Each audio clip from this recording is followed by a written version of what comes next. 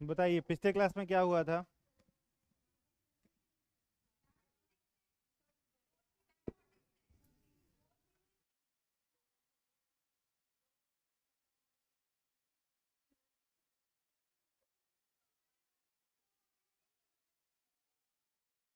Bourse बोरी model complete हो गया था ना।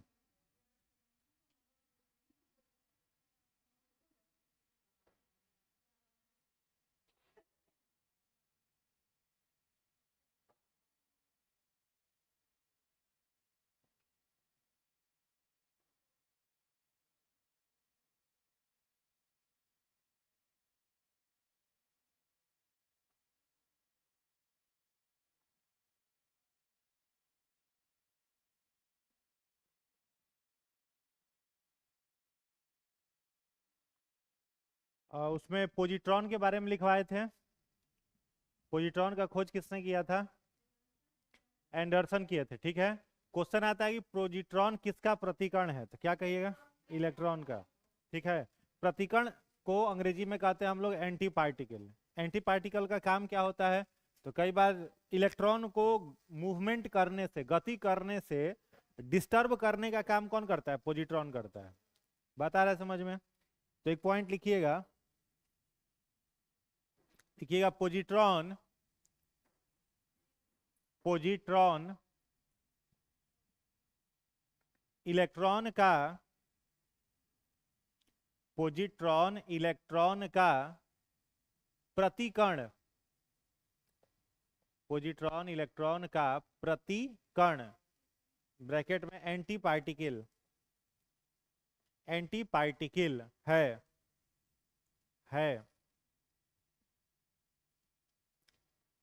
इलेक्ट्रॉन का एंटी पार्टिकल है, कॉमा, जब दो एंटी पार्टिकल या जब दो प्रतिकण, जब दो प्रतिकण एक दूसरे की ओर गति करते हैं, एक दूसरे की ओर गति करते हैं, तो वे एक दूसरे को नष्ट कर देते हैं, तो वे एक दूसरे को नष्ट कर देते हैं। हो गया। तो प्रतिकण का काम क्या है?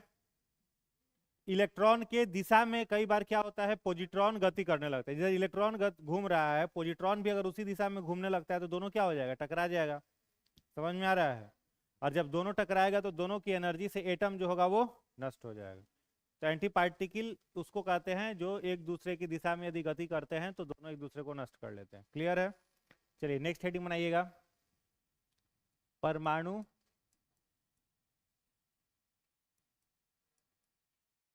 क्रमांक।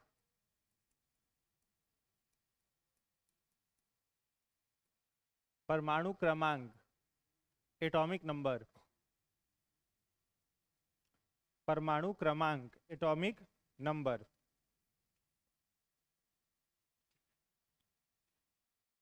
ठीक है, एटॉमिक नंबर इसमें लिखिएगा। इसकी खोज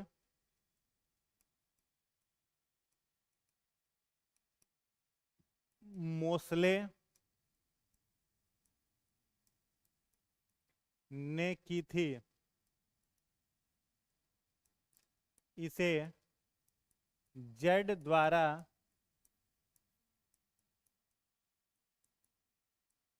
दर्शाया जाता है। अगला पॉइंट लिखिएगा, किसी तत्व में उपस्थित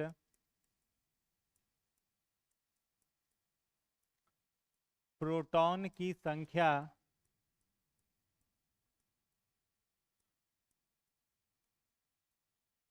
परमाणु संख्या कहलाती है। किसी तत्व में उपस्थित प्रोटॉन की संख्या परमाणु संख्या कहलाती है।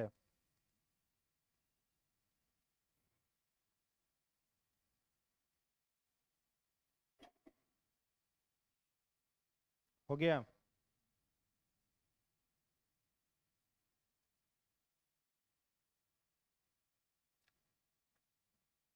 कोई दिक्कत?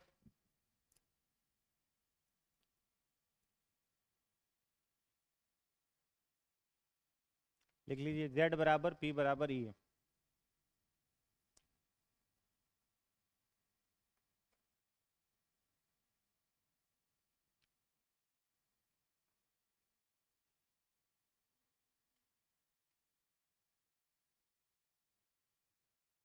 ठीक है, कोई दिक्कत? तो परमाणु क्रमांक एटॉमिक नंबर का खोज किसने किया था? मोसले ने। मोसले को एक और नाम से जाना जाता है, क्या कहते हैं इन्हें? Father of modern periodic table. ठीक है, और मॉडर्न पीरियोडिक टेबल किस पर आधारित है? एटॉमिक नंबर पर, बढ़ते हुए परमाणु क्रमांक के आधार पर है। तो परमाणु क्रमांक के बारे में भी मोसले ने बताया था। परमाणु क्रमांक किसकी संख्या के बराबर होता है? प्रोटॉन। ऐसे इलेक्ट्रॉन की संख्या प्रोटॉन की संख्या क्या होती है? बराबर होती है, लेकिन इलेक्ट्रॉन की संख्या घटते बढ़ते रहती है। इलेक्ट्रॉन की संख्या घटते बढ़ते रहती है, इसलिए हम लोग परमाणु क्रमांक के बराबर प्रोटॉन को कहते हैं, इलेक्ट्रॉन को नहीं कहते हैं। बताया समझ में? अब Z बराबर, Z क्या है यहाँ पर? Atomic number. P क्या है? प्रोटॉन। E क्या है? इलेक्ट्रॉन। कोई दिक्कत इसमें? नहीं। अब अगर इसमें पूछा जाए आपसे, एक टर्म आता है आयन। क्या आता है? आयन। हिंदी में भी क्या कहते हैं इसको? आयन कहा जाता है। आयन का मतलब क्या होता है समझ रहे हो? लिखने का इसको जरूरत नहीं है, समझ लो सिर्फ। आयन किसको कहा जाता है? तो जब किसी एलिमेंट को स्टेबल होने के लिए इलेक्ट्रॉन डोनेट करना पड़ता है या एक्सेप्ट करना पड़ता है, तब उस इलेक्ट्रॉन उस एलिमेंट पर आयन आ जाता है। जैसे हम यहाँ पर लिखे क्या? Na+, या फिर यहाँ पर हम लिखे Cl-। ठीक है, यहाँ पर हम लिखे Mg++, या फिर लिखो O-। तो आप क्या कहोगे कि Na पर एक आयन है, सोडियम पर एक आयन है, क्लोरीन पर एक आयन है, मैग्नीशियम पर 2 आयन है, ऑक्सीजन पर 2 आयन। अब कैसे ये लिखा गया? जैसे सोडियम है तो इसका एटॉमिक नंबर कितना होता है? 11। इसे 11 को क्या लिख सकते हैं? 2 8 1। अब हर एक एलिमेंट क्या चाहता है? अपनी बाहरी कक्षा पर 8 इलेक्ट्रॉन रखना। हर एक एलिमेंट अपनी आउटर ऑर्बिट पर ऑक्टेट पूरा रखना चाहता है, 8 इलेक्ट्रॉन रखना चाहता है, तब वो स्टेबल होगा। 8 से कम है तो अनस्टेबल, 8 से ज्यादा तो होगा नहीं। समझ में आ रहा है? तो ऑक्टेट पूरा करना चाहता है। तब यहाँ पर बाहर में क्या इलेक्ट्रॉन है? एक इलेक्ट्रॉन है। तो ये क्या है? मेटल की नॉन मेटल? मेटल। तो जो धातु होते हैं, जो मेटल होते हैं, ये इलेक्ट्रॉन दाता होते हैं, मतलब इलेक्ट्रॉन को डोनेट करने वाले होते हैं। और जो यहाँ पर इसको क्या लिखेंगे? एटॉमिक नंबर कितना होता है? 17। तो 2 8 7। तो यदि इसको एक इलेक्ट्रॉन सोडियम वाला मिल जाए तो यहाँ पर कितना हो जाएगा? 8। तो ये स्टेबल हो गया, और ये भी इसका एक इलेक्ट्रॉन चला गया तो ये भी स्टेबल हो गया। समझ में आ रहा है? तो एक इलेक्ट्रॉन चूंकि ये दे रहा है इसलिए एक प्लस लिखे हैं, ये एक इलेक्ट्रॉन एक्सेप्ट कर रहा है तो एक माइनस लिखे हैं। यहाँ पर मैग्नीशियम एटॉमिक नंबर 12, तो क्या लिखेंगे? 2 8 2। तो ये अनस्टेबल कितने इलेक्ट्रॉन है? 2 इलेक्ट्रॉन है। तो 2 इलेक्ट्रॉन को ये क्या करेगा? डोनेट कर देगा। ऑक्सीजन को क्या लिखेंगे? 2 और 8, 2 और 6। यानी स्टेबल होने के लिए कितने इलेक्ट्रॉन चाहिए? 2 इलेक्ट्रॉन। तो 2 इलेक्ट्रॉन ये ले रहा है इसलिए 2 माइनस लिखे हैं। समझ में आ रहा है? तो क्या कहेंगे इसको? आयन, यानी अनस्टेबल जो भी एलिमेंट होता है। अनस्टेबल एलिमेंट लगभग सब है, ठीक है, किसे छोड़ करके? इनर्ट गैस को। ठीक है, स्टेबल एलिमेंट सिर्फ कौन है? Inert gas. और जो स्टेबल हो जाता है वो कभी भी किसी से केमिकल रिएक्शन नहीं करता है। स्टेबिलिटी प्राप्त कर लेने के बाद केमिकल रिएक्शन बंद हो जाता है। तो सारे के सारे एलिमेंट चाहते हैं कि हम इनर्ट गैस की तरह क्या हो जाए? स्टेबल हो जाए। और इसी स्टेबिलिटी को पाने के लिए वे दूसरे एलिमेंट के साथ क्या करते हैं? केमिकल रिएक्शन करते हैं। ठीक है, तब यहाँ पर देखो परमाणु क्रमांक, यहाँ पर एक एग्जाम्पल हमने ले लिया सोडियम, एक ले लिया यहाँ पर क्लोरीन, एक ले लिया मान लो यहाँ पर यूरेनियम। ठीक है, तो यहाँ पर अगर आपसे पूछें कि एटॉमिक नंबर 11 और 23, 11 और 12 11 और 23, क्लोरीन 17 और, तो ठीक है 35, यूरेनियम कितना? 92। 235 भी होता है, 38 भी होता है। ठीक है, तो ये हो गया मान लो 3 एग्जाम्पल। अब यहाँ पर अगर सोडियम में हम कहें कि बताओ जेड कितना है तो क्या बोलोगे? हाँ, जेड मतलब एटॉमिक नंबर कितना होगा? 11। एटॉमिक मास ए कितना हो गया? 23 हो गया। उसके बाद हम पूछे इलेक्ट्रॉन, प्रोटॉन, न्यूट्रॉन। न्यूट्रॉन कितना हो जाएगा? 12। न्यूट्रॉन निकालने के लिए एटॉमिक मास से एटॉमिक नंबर को घटा दिया। ठीक है। अब यहाँ पर देखो क्लोरीन, क्लोरीन का जेड ए,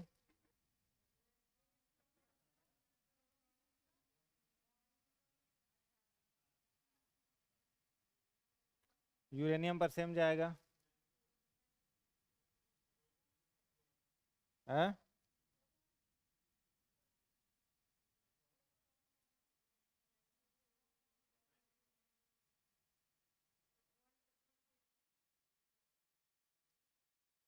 ठीक है, तो हो गया। तो यहाँ पर एटॉमिक नंबर समझ गए, परमाणु क्रमांक, कोई दिक्कत नहीं। कोई एक को लिख लो चाहे दो को लिख लो, याद रहेगा।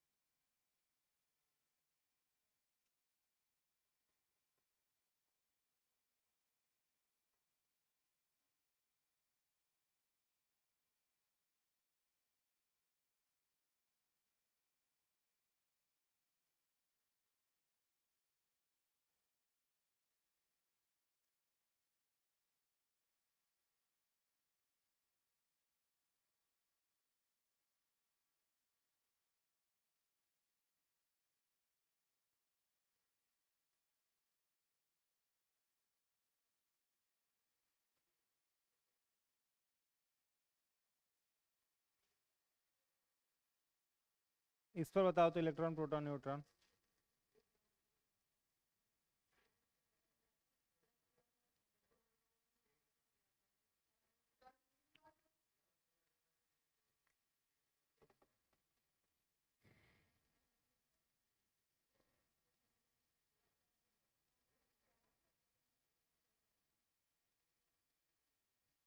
हो गया। इसका जेड पी ई बताइए ना, जेड।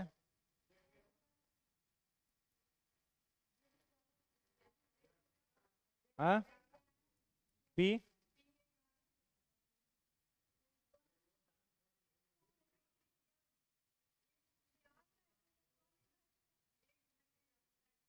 क्या होगा ये बताओ?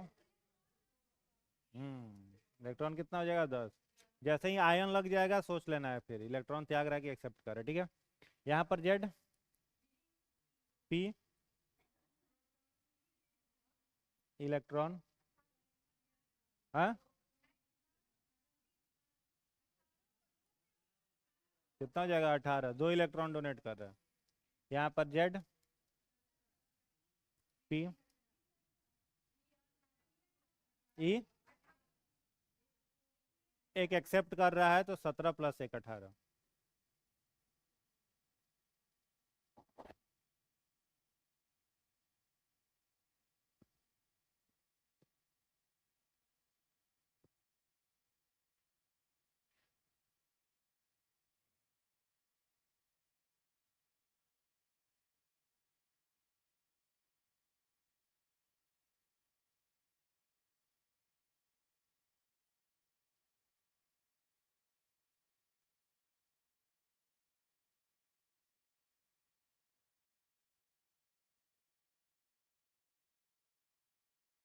हो गया।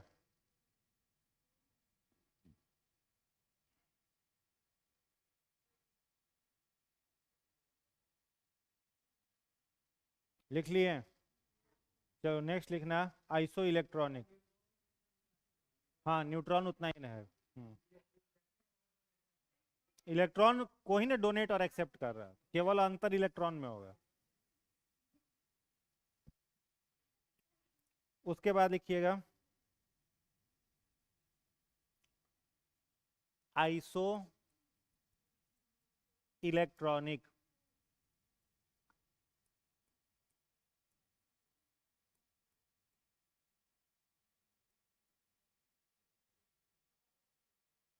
आइसो इलेक्ट्रॉनिक या सम इलेक्ट्रॉनिक। आइसो का मतलब एक समान, बराबर।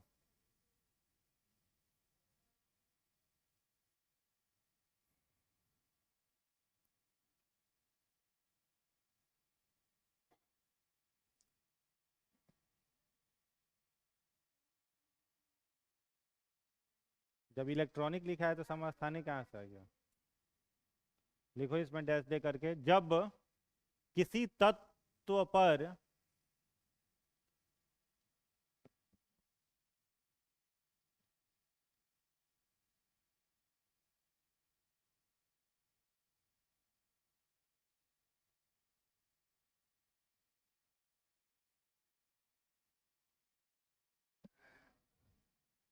लिखिएगा इसमें, जब किसी तत्व पर इलेक्ट्रॉन की समान संख्या, जब किसी तत्व पर इलेक्ट्रॉन की समान संख्या होती है, जब किसी तत्व पर इलेक्ट्रॉन की समान संख्या होती है तो उन तत्वों को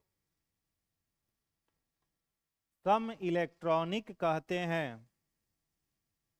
उन तत्वों को सम इलेक्ट्रॉनिक कहते हैं। उन तत्वों को सम इलेक्ट्रॉनिक कहते हैं। हो गया? लिख लिए? एग्जाम्पल, पहला एग्जाम्पल लिखिएगा Na+। दूसरा एग्जाम्पल लिखिएगा Mg++। तीसरा एग्जाम्पल लिखिएगा Al+++। चौथा एग्जाम्पल लिखिएगा ऑक्सीजन माइनस। ठीक है क्या? और क्या होगा?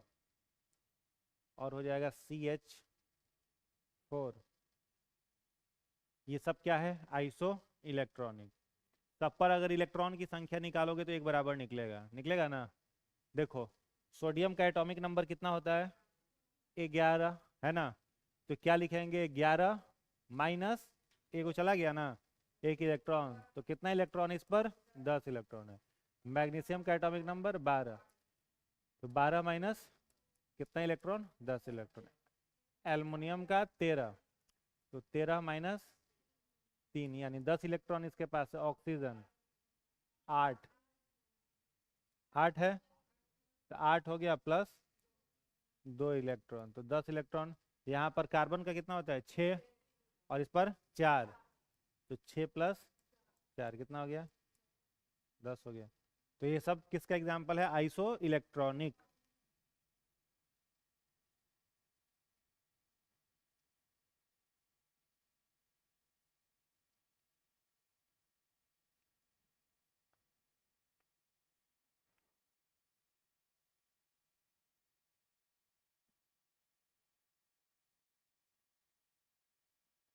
हो गया?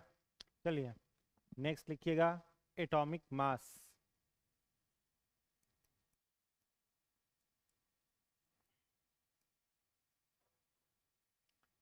परमाणु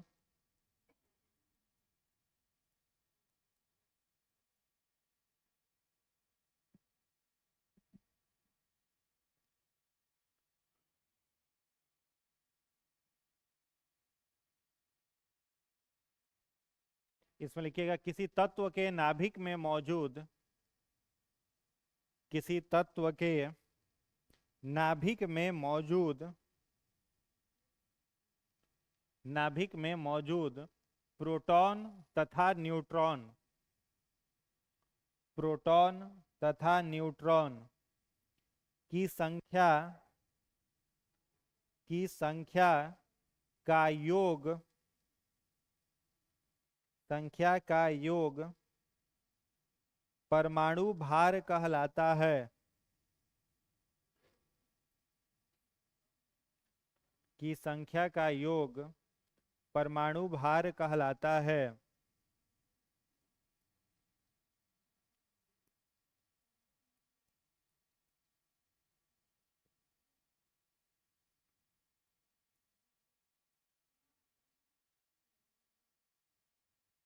ब्रैकेट में लिख लीजिए।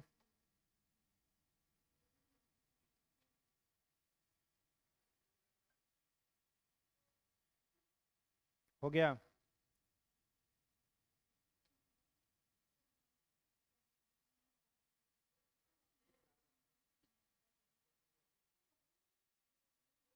बात नहीं करिए, लिख लिए इसको। परमाणु भार को किससे डिनोट करते हैं? ए से। तो ए बराबर क्या होगा? न्यूट्रॉन प्लस प्रोटॉन या न्यूट्रॉन प्लस एटॉमिक नंबर। तो सबसे क्या निकल जाएगा? आपका एटॉमिक मास निकल जाएगा। चलिए नेक्स्ट लिखिएगा। आइसोबार्स समभारिक। आइसोबार्स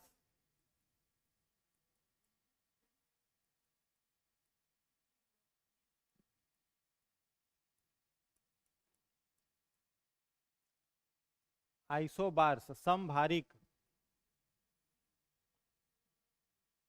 आइसोबार्स इसमें लिखिएगा वैसे तत्व जिनका परमाणु भार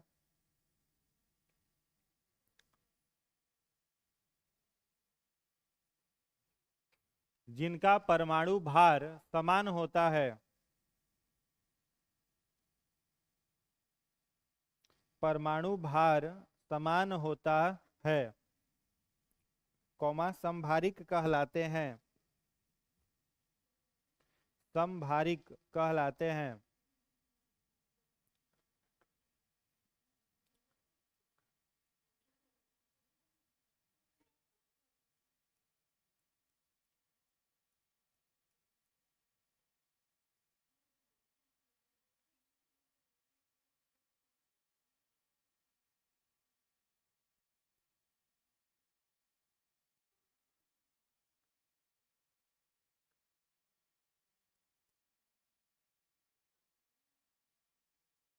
लिख लीजिए।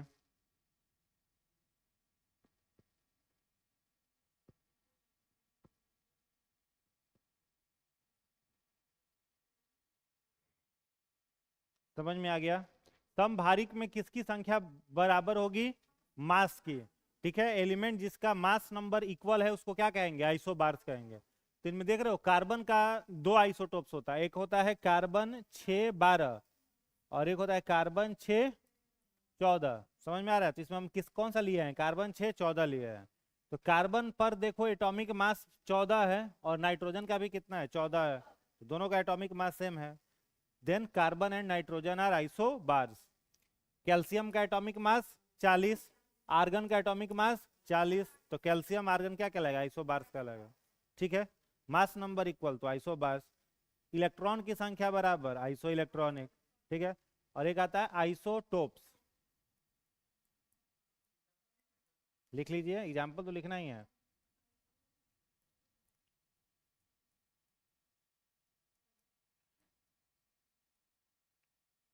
ये दोनों एग्जाम्पल लिख लीजिए आइसोबार्स में।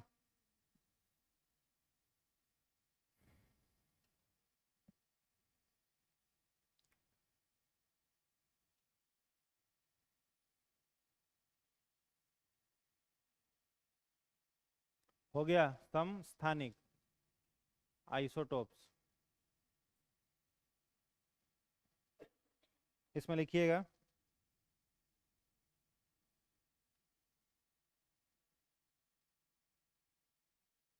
किसी तत्व के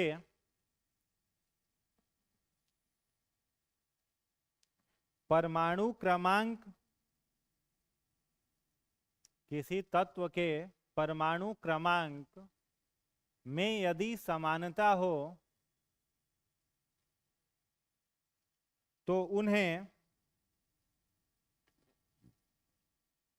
समस्थानिक कहते हैं, किंतु उनका परमाणु भार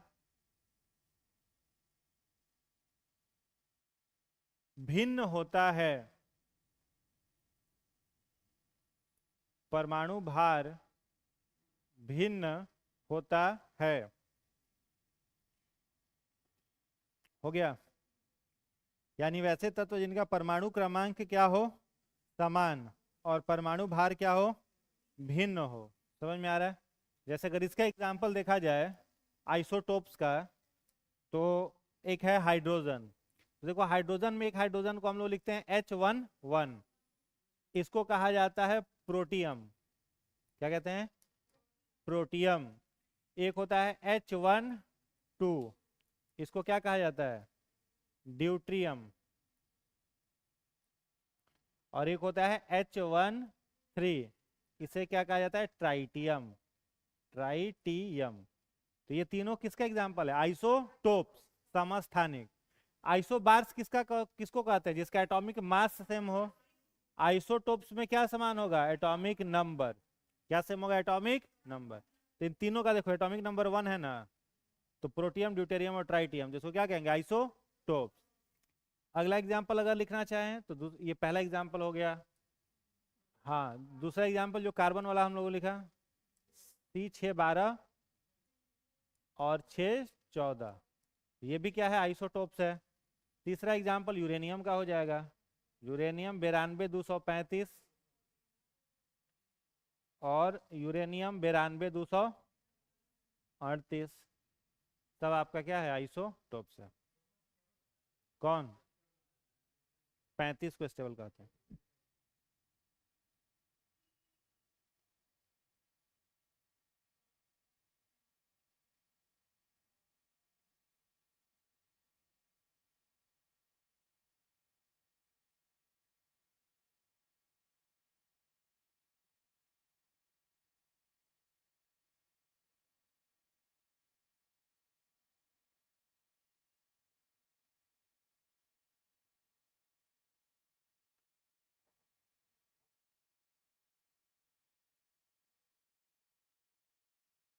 पूछा जाए कि जो आइसोटोप्स है उसका एटॉमिक मास क्यों भिन्न है, तो क्या बोलोगे? न्यूट्रॉन की संख्या अलग अलग होती है।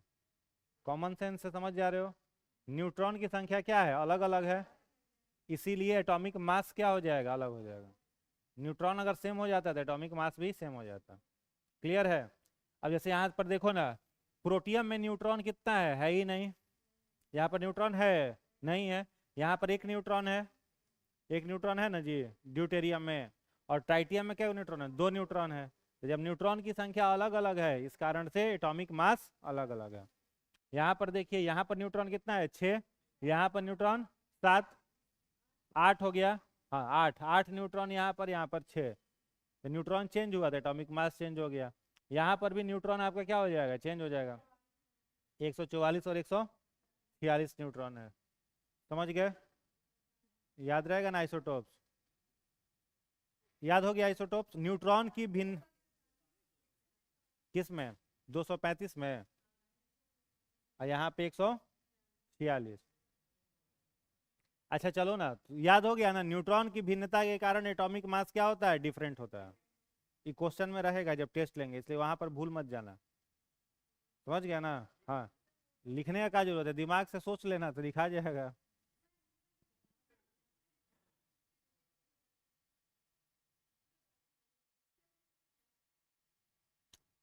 हेडिंग बनाइएगा, समस्थानिकों के प्रयोग।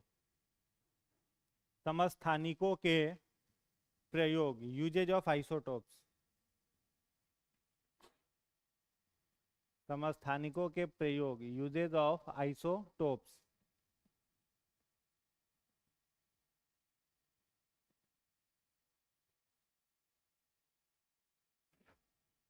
हो गया? पहला लिखिएगा, C14, यूजेज ऑफ आइसोटोप्स में पहला लिखिए, C14 का प्रयोग जीवाश्मों की आयु, जीवाश्मों, जीवाश्म मतलब फॉसिल्स, फॉसिल्स, जीवाश्मों की आयु। ठीक है, क्या लिखे? 14 का उपयोग जीवाश्मों की आयु, ब्रैकेट में लिखिएगा carbon dating, carbon dating DATING, carbon dating bracket बंद, ज्ञात करने में, ज्ञात करने में किया जाता है।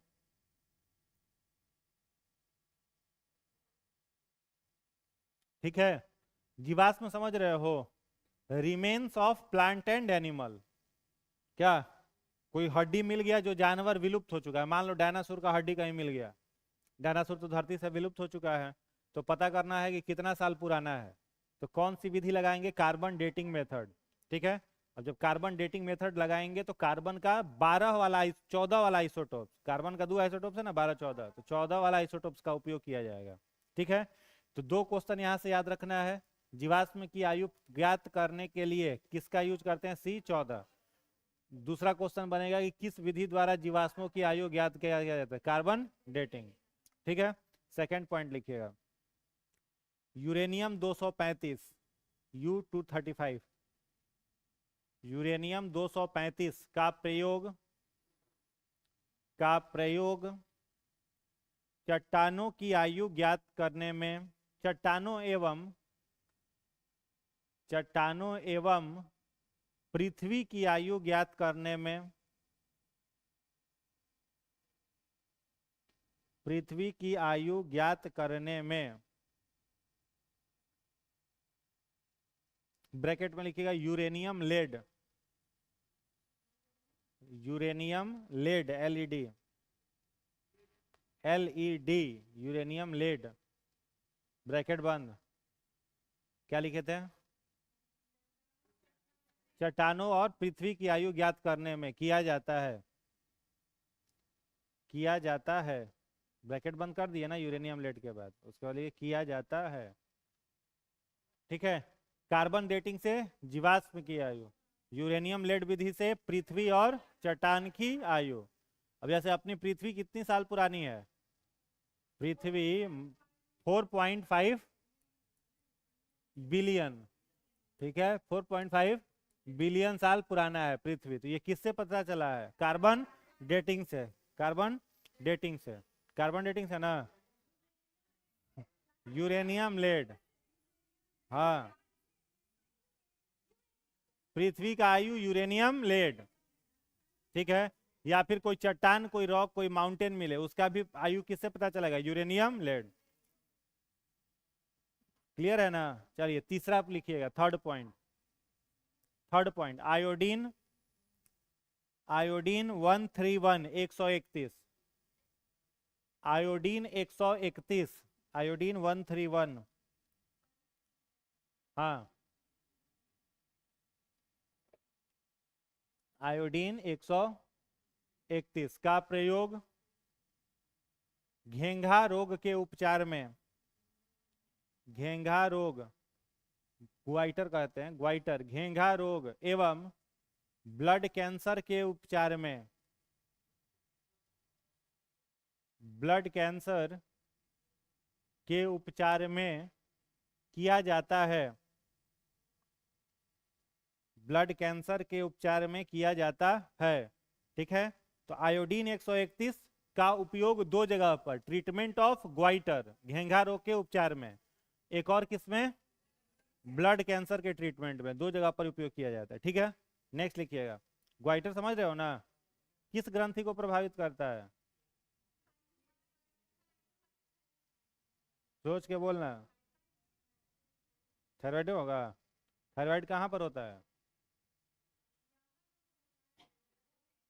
कंठ में, जबड़ा में, उसको पैरोटिड और थायराइड दोनों एक ही लग रहा है। विंड पाइप और ट्रैकिया के बीच में होता है थायराइड ग्लैंड। ठीक है, अब पूछा जाता है कहाँ होता है, तो तुम लोग गर्दने दिखाने लगते हो, यहाँ होता है, कहाँ होता है, एग्जाम में पूछा जाए कहाँ होता है, तो ये बताओगे ना कहाँ होता है, अब ये इशारा थोड़ी करो गर्दन में होता है। तो कहाँ होता है तो बताओगे ना कि इसके इसके बीच में होता है, यहाँ होता है, यहाँ होता है। विंड पाइप और ट्रैकिया, इन दोनों के बीच में होता है। उस ग्रंथि द्वारा कौन सा हार्मोन सेक्रेट किया जाता है? थायरोक्सिन। थायरोक्सिन, फिर टीएसएच कह रहा है, थायरोक्सिन हम कह रहे थे। टीएसएच प्यूटिटरी ग्लैंड सेक्रेट करता है, वो अलग है। थायरोक्सिन टीएसएच नहीं है, थायरोक्सिन सेक्रेट होता है, ठीक है। थायरोक्सिन इकलौता हार्मोन है जिसमें पाया जाता है आयोडीन। थायरोक्सिन में क्या मिलता है? आयोडीन।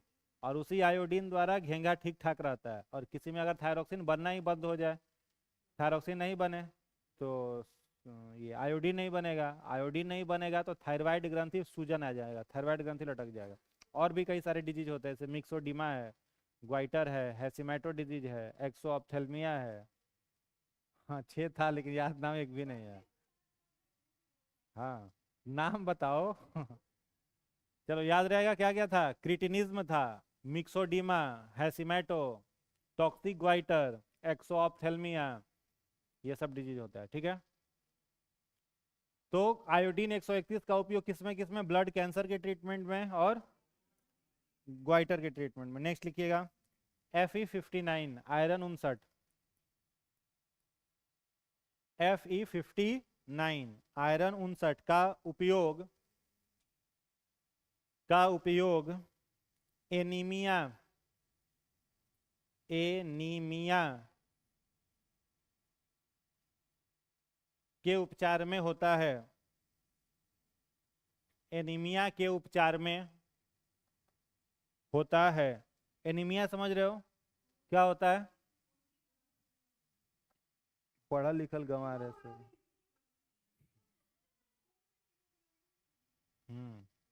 तो खून की कमी नहीं, खून में किसकी कमी? किसी को अगर एनीमिया हो जाता है तो उसके शरीर में 5 लीटर खून रहता है, समझ में आ रहा है। और 100 ml खून में हीमोग्लोबिन होना चाहिए 12 से 17 ग्राम। तो 12 ग्राम से हीमोग्लोबिन कम हो जाता है, समझ में आया? तो हाँ, ब्लड की कमी नहीं होती है। ब्लड में किसकी कमी? हीमोग्लोबिन की। या फिर और भी हम लिखवाए थे ना 2-3 चीज, आयरन की कमी, हीमोग्लोबिन की कमी, या फिर विटामिन B3, विटामिन B6 और B12 की कमी, ठीक है। इन सब की कमी से एनीमिया होता है। फॉलिक एसिड की कमी, ठीक है। इन सब की कमी से क्या होता है? एनीमिया। हाँ, तो याद रहेगा, ब्लड में हीमोग्लोबिन। देखो ऑनलाइन वाला सब ठीक बता रहा है, ऑफलाइन में तुम लोगों के दिमाग खराब हो गया है। चलो, तो आयरन 59 से क्या होगा? हीमोग्लोबिन की कमी होगी, एनीमिया का ट्रीटमेंट, उपचार होगा। चलिए नेक्स्ट लिखिएगा, आर्सेनिक 74। आर्सेनिक 74, AS74 का प्रयोग ट्यूमर कैंसर ही है, कैंसर का टाइप है, ट्यूमर ब्रेन वगैरह में हो जाता है, ट्यूमर के उपचार में किया जाता है। ट्यूमर के उपचार में किया जाता है। इसमें क्या होता है? ब्रेन में मांसपेशियां गठित ये हो जाती हैं, गुच्छा बना लेती हैं। कैंसर में अनियंत्रित कोशिका विभाजन होते रहता है। कैंसर में क्या होता है? कोशिका विभाजन रुकता नहीं है, होते जा रहा है। लेकिन ट्यूमर में एक निश्चित समय के बाद जाकर के कोशिका विभाजन रुक जाता है और वहां गड्ढा बना रह जाता है, जिसके चलते दिक्कत होती है। तो गड्ढा तोड़ने में आर्सेनिक 74 उपयोग होता है, कैंसर में नहीं, ओनली ट्यूमर। समझ में आ रहा है? कैंसर में कोबाल्ट 60 हो जाएगा, इसमें क्या होगा? सिर्फ ट्यूमर। यहाँ पर आयोडीन 131, घेंगा और ब्लड कैंसर, सारे कैंसर में नहीं, ब्लड कैंसर में। आयरन 59 आपका एनीमिया, आर्सेनिक किसमें? ट्यूमर। नेक्स्ट लिखिएगा, कोबाल्ट 60, CO60। कोबाल्ट 60 का प्रयोग कैंसर के उपचार में, कैंसर के उपचार में करते हैं, कैंसर के उपचार में करते हैं, ठीक है। कैंसर क्या होता है? अनियंत्रित कोशिका विभाजन। तो देखो इसमें किया गया जाता है, कोबाल्ट 60 का उपयोग किस तरह से किया जाता है? तो कोबाल्ट 60 से हम लोग कौन सा रे प्रोड्यूस कराते हैं? Gamma ray. कोबाल्ट 60 से कौन सा रे निकाला जाता है? Gamma ray.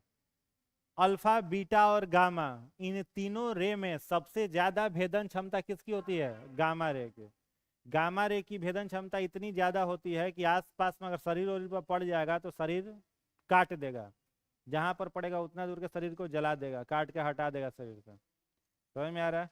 अब गामा रे बनाया जाता है किससे? कोबाल्ट 60 से। और फिर उस गामा रे को धीरे धीरे कमजोर किया जाता है। सुने होंगे कि कैंसर के पेशेंट को कीमोथेरेपी दिया जाता है। क्या दिया जाता है? कीमोथेरेपी। कीमोथेरेपी में क्या किया जाता है? उसके शरीर पर जहां पर कैंसर है उसी पर ये गामा रे गिराया जाता है, जितना दूर कैंसर है उसको क्या कहता है? सेकैया कराया है। बोल चल में क्या सेकैया? तो सेकाई में क्या किया जाता है? गामा रे उस क्षेत्र पर गिराते हैं जहां पर कैंसर का सेल एक्टिव है। इस गामा रे के कारण उतना दूर का जो कैंसर का सेल है वो सब जल उल करके खत्म। उसके अंदर जो भी जर्म्स है, जो भी वायरस वगैरह जिस जो कि उसको संक्रमित किए हुए उस मांसपेशी को, वो सब इस गामा रे के चलते क्या हो जाता है? जल जाता है। उतना दूर का मांसपेशी सब राख हो जाता है, सूख जाता है।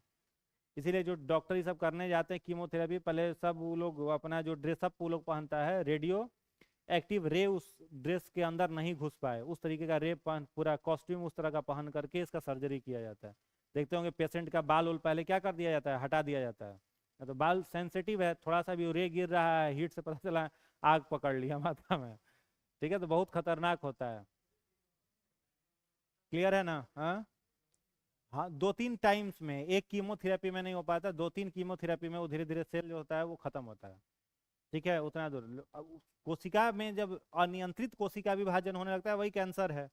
अब वो रुक ही नहीं रहा है, तो रोकने का उपाय क्या है? मेडिसिन तो है नहीं। उतना दूर के सेल को क्या करना होगा? आपको जला देना होगा, डिस्ट्रॉय कर देना होगा, उसके बाद ही वो रुकेगा। समझ में आया? तो कोबाल्ट 60 से कौन सा रे बनाया जाता है? Gamma ray. कैंसर के उपचार में कौन से रे का उपयोग किया जाता है? गामा रे का उपयोग। अल्फा बीटा का नहीं, किसका? गामा रे का उपयोग किया जाता है। क्लियर है ना? गामा रे ही क्यों करते हैं? क्योंकि अल्फा और बीटा रे की भेदन क्षमता क्या होती है? कम। भेदन क्षमता, शरीर को भेद के जा ही नहीं पाएगा। जो भेद सके शरीर को वही ना। और भी जो गामा रे बना एक ही बार डायरेक्ट नहीं, जैसे एटम बम विस्फोट होता है, तो एटम बम किसी को कैसे मारता है? रेडिएशन से। विस्फोट से थोड़े मारता है। किससे मारता है? रेडिएशन से। तो एटम बम जहां पर गिरे, एटम बम में क्या होता है? न्यूट्रॉन, अनबैलेंस न्यूट्रॉन होता है एटम बम में। तो जो एटम बम जहां पर गिराया गया, फिर उसको उसके ऊपर न्यूट्रॉन का बम्बार्डिंग कराया जाता है। और फिर जब उस पर न्यूट्रॉन का बम्बार्डिंग कराया जाता है तो उसके अंदर में जो न्यूट्रॉन भरे हुए हैं वो सब न्यूट्रॉन तोड़ करके बम से बाहर निकलते हैं। ठीक है, अब वो न्यूट्रॉन बाहर निकला, स्पीड उसका लगभग कितना होता है? 3 लाख किलोमीटर पर सेकेंड। हाँ, जहां पर गिरा लगभग उसका स्पीड है 3 लाख किलोमीटर पर सेकेंड। उतने के रफ्तार से वो क्या होता है? चारों तरफ उसका रेडिएशन फैलता है। और उस रेडिएशन के क्षेत्र में जितना लोग आया, सबके शरीर के सेल में कौन सा रे घुसा? Gamma ray. और सबके शरीर को क्या करेगा? जलाना शुरू कर देगा। इसलिए जहां पर परमाणु बम गिरता है उसके कई हजार किलोमीटर, लाख किलोमीटर एरिया में, कई हजार किलोमीटर तक के एरिया में क्या होता है? रेडिएशन फैला हुआ रहता है। जहाँ के लोगों को स्किन कैंसर, तत्काल जो जनसंख्या है वो तो खत्म हो जाएगा, मरिए जाएगा। और आने वाला कई पीढ़ी होगा वो भी क्या होते रहेगा? मरते रहेगा।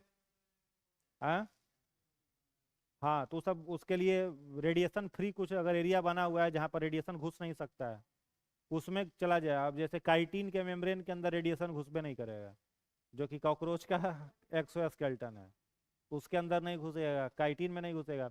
या फिर उसमें सरकार के द्वारा क्या किया था? नमक का जो सोडियम क्लोराइड होता है, पोटेशियम क्लोराइड जो होता है, उसको बोरा में भर भर करके चारों तरफ क्या कर दिया जाता है? गिरा दिया जाता है। खूब सारा नमक वहां पर जमा कर देते हैं, क्योंकि रेडिएशन सब उस नमक में जा करके एब्जॉर्ब हो जाएगा, सोख लिया जाएगा। ठीक है, तो कोबाल्ट 60 से कौन सारे बनाएंगे? गामा किरण। और गामा किरण का उपयोग किस में करेंगे? कैंसर के उपचार में करेंगे। ठीक है, किस विधि द्वारा? कीमोथेरेपी। नेक्स्ट लिखिएगा, सोडियम 23, Na23, Na23, सोडियम 23 लिखिएगा। इसका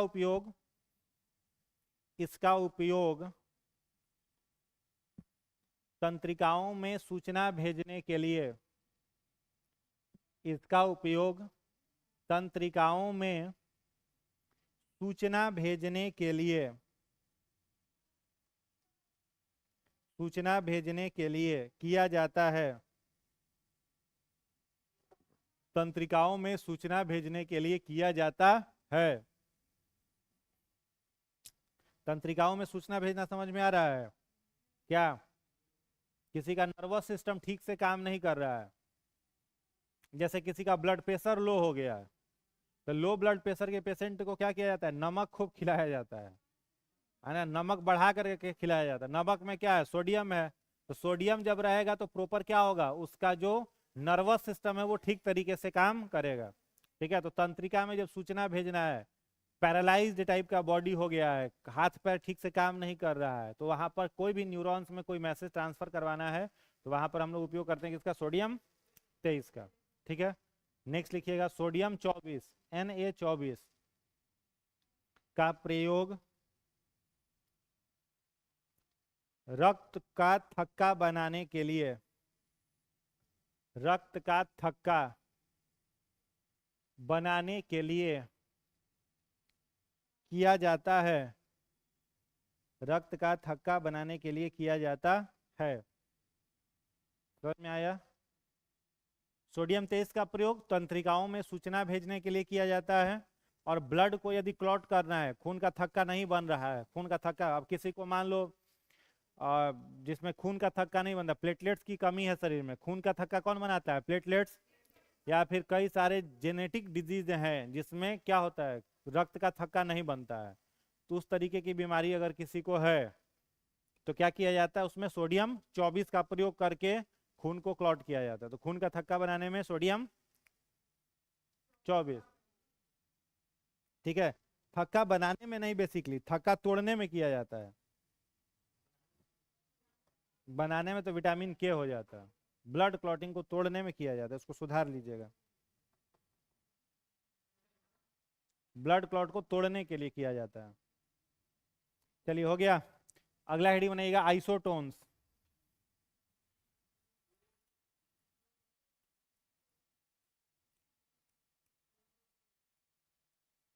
सम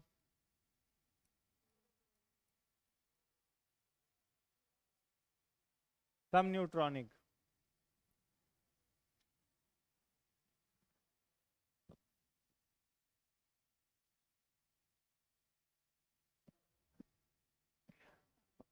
आइसोटोन्स, इसमें लिखिएगा वैसे तत्व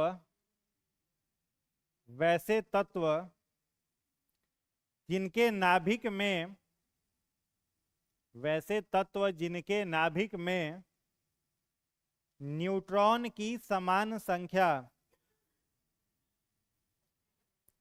न्यूट्रॉन की समान संख्या होती है, उन्हें आइसोटोन्स कहते हैं। उन्हें ISOTONES आइसोटोन्स कहते हैं। एग्जाम्पल में लिखिएगा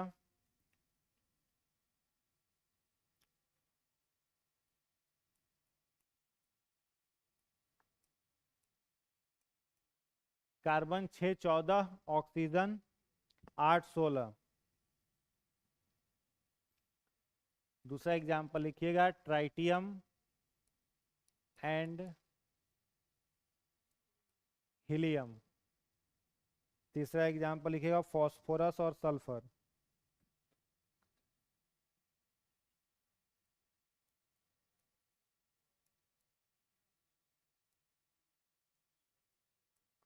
फॉस्फोरस 31 का होता है और सल्फर का 32।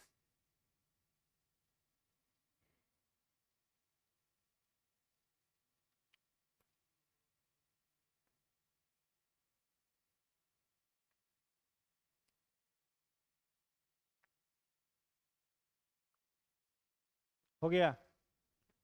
समझ में आ गया? इन सब में आपको क्या मिलेगा? न्यूट्रॉन की संख्या बराबर है। बराबर है ना? यहाँ पर कितना न्यूट्रॉन है? 8। इसमें, इसमें तो जब न्यूट्रॉन की संख्या बराबर है तो सब क्या है? आइसोटोन्स। ठीक है, क्लियर ना? उसके बाद लिखिएगा ऑर्बिट। ऑर्बिट या फिर इसी को कहा जाता है सेल, हिंदी में कहा जाता है कक्षा। ऑर्बिट या फिर सेल, हिंदी में कहते हैं कक्षा।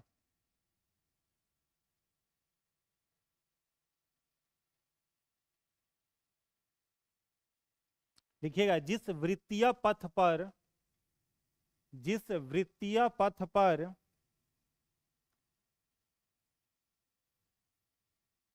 इलेक्ट्रॉन चक्कर लगाते हैं, इलेक्ट्रॉन चक्कर लगाते हैं,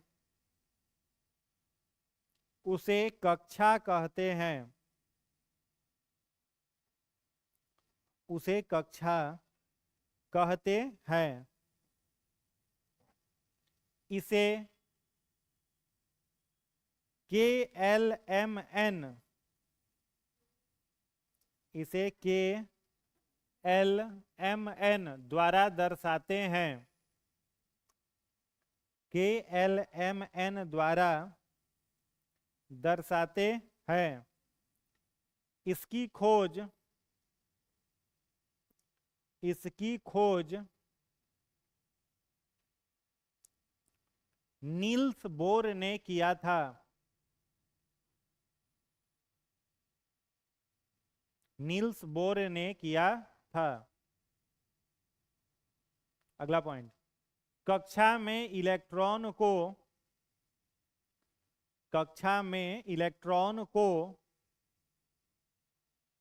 2n स्क्वायर, कक्षा में इलेक्ट्रॉन को 2n स्क्वायर द्वारा भरा जाता है, भरा जाता है। अगला पॉइंट, प्रत्येक कक्षा की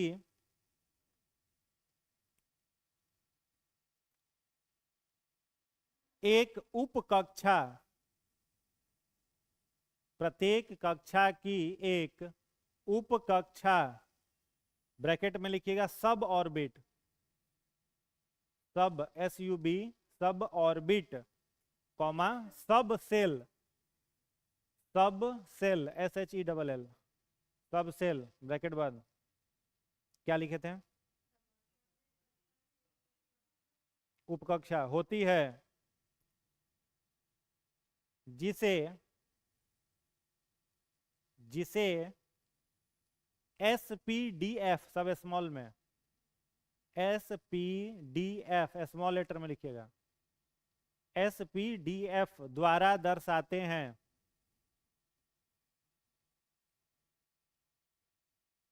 इसकी व्याख्या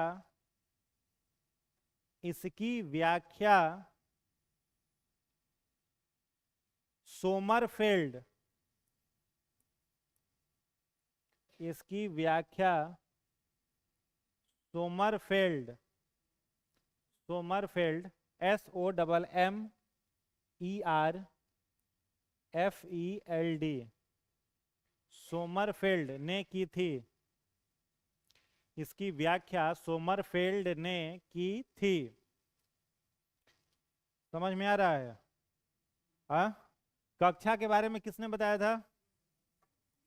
नील्स बोर ना। हाँ, तो जैसे अगर कहा जाए कक्षा,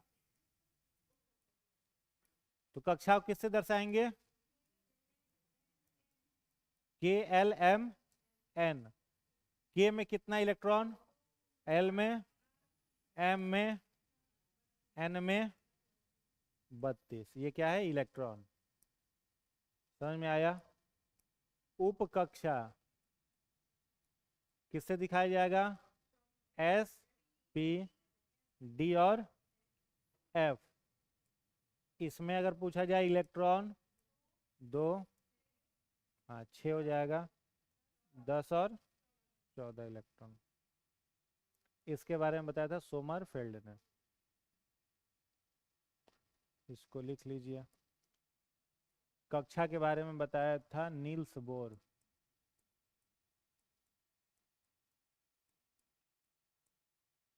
और उपकक्षा के बारे में सोमरफेल्ड।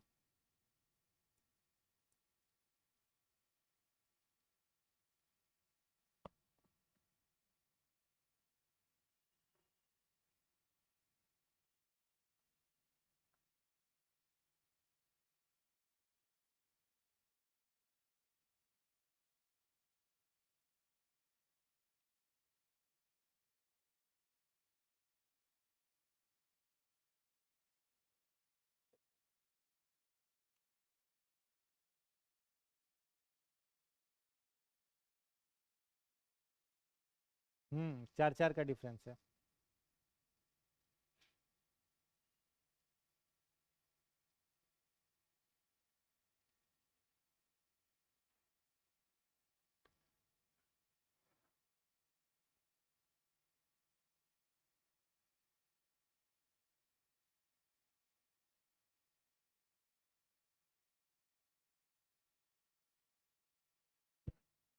हो गया। यहाँ पर कितना का अंतर है, 4 का। ठीक है, यहाँ पर आपका +4 का डिफरेंस है। और यहाँ पर कौन सा फॉर्मूला लग रहा है, 2n²। कल बताए ही थे आप लोगों को। n क्या है, नंबर ऑफ ऑर्बिट, है ना। कोई दिक्कत नहीं ना इस पर, है 2 8 2 2 8 18 32 कैसे हुआ, सब लोगों को क्लियर है ना। हाँ हाँ, बस यहाँ पर एक लिखना है, 2 3 4, और उसका स्क्वायर करिएगा तो आ जाएगा 2 8 18 32। ठीक है, ये कल बताए भी थे आप लोगों को, कोई दिक्कत यहाँ नहीं। अगर इसमें अगर मान लो तुमसे पूछे कि maximum electron maximum energy level कौन से ऑर्बिट का है, सबसे ज्यादा एनर्जी लेवल किसका है, एन का, और सबसे कम एनर्जी लेवल, तो एनर्जी लेवल को हम लोग इससे लिख सकते हैं, के एल एम और एन। क्या, यही ना एनर्जी लेवल। ठीक है, ये किसको चैलेंज करते हुए लिखा गया था एनर्जी लेवल को इस तरह से, किसको चैलेंज किया था, मैक्सवेल को। कौन, नील्स बोर। ठीक है, नील्स बोर मैक्सवेल को चैलेंज किए थे, तो इस तरीके से बताया था, के में मिनिमम एनर्जी और एन में मैक्सिमम एनर्जी। और अपने ऑर्बिट में यदि इलेक्ट्रॉन घूमेगा तो एनर्जी में कोई चेंज नहीं होगा। ठीक है, होली की छुट्टी कब से होगी, मैसेज जाएगा। होली की छुट्टी का मैसेज जाएगा, अभी मेरे पास भी कोई जानकारी नहीं है कब होगा अभी। हम्म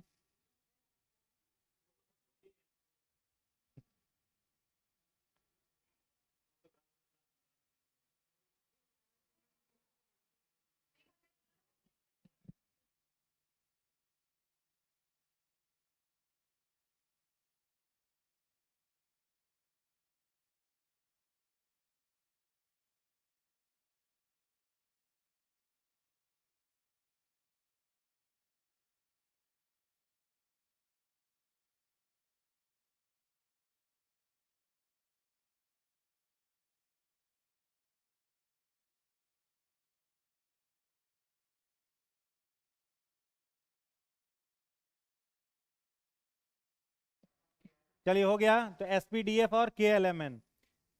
अगला पॉइंट लिखिएगा, उपकक्षा का आकार। छोटा सा हेडिंग बनाइएगा, उपकक्षा का आकार, आकार, शेप ऑफ सब ऑर्बिट, शेप ऑफ सब ऑर्बिट, उपकक्षा का आकार। पहला लिखिएगा फर्स्ट, एस उपकक्षा, एस सब ऑर्बिट, और डैश दे करके लिखिएगा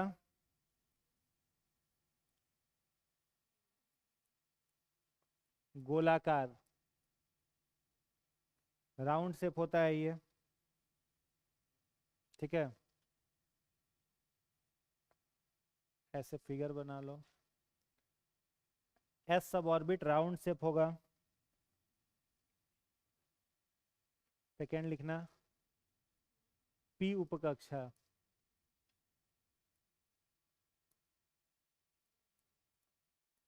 ये होगा कैसा, डमरू या डम्बल, डमरू या डम्बेल के जैसा होगा।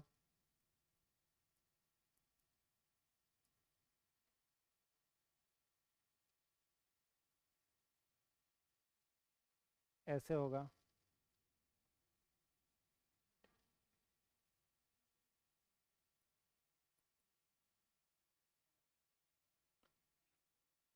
डी उपकक्षा, double dumbbell.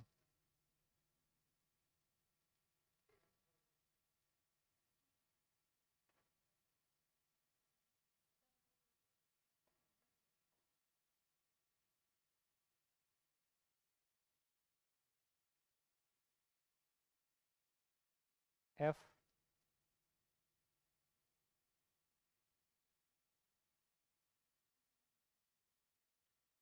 F sub orbit F कक्षा।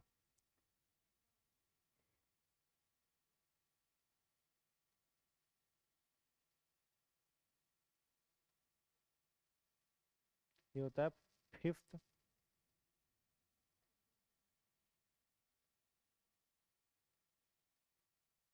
Armed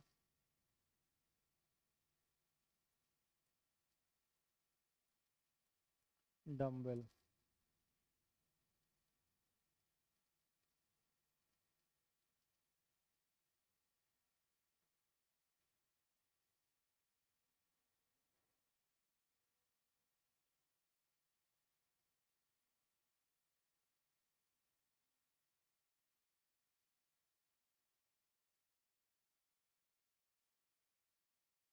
fifth arm dumbbell.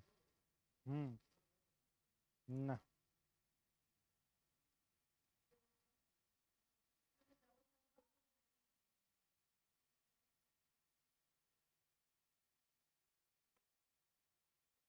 अब है ऑर्बिटल, वो अगले क्लास में, ठीक है। ऑर्बिटल कक्षक, और कल इससे कुछ क्वेश्चन भी बनवाएंगे, ठीक है।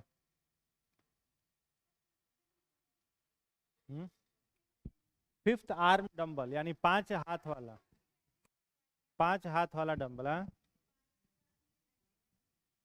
वो यूट्यूब पर कराएंगे।